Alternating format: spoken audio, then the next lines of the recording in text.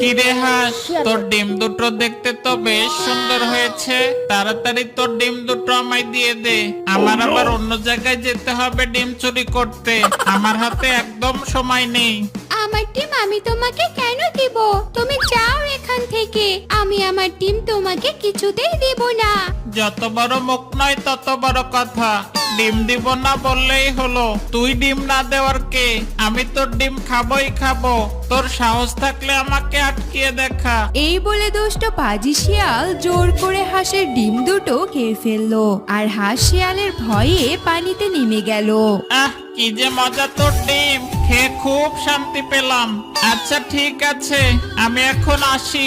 দেরি না করে খুব শীঘ্রই তুই আবারও ডিম দিস। আমি এসে তোর সেই ডিমগুলোও খেয়ে যাব।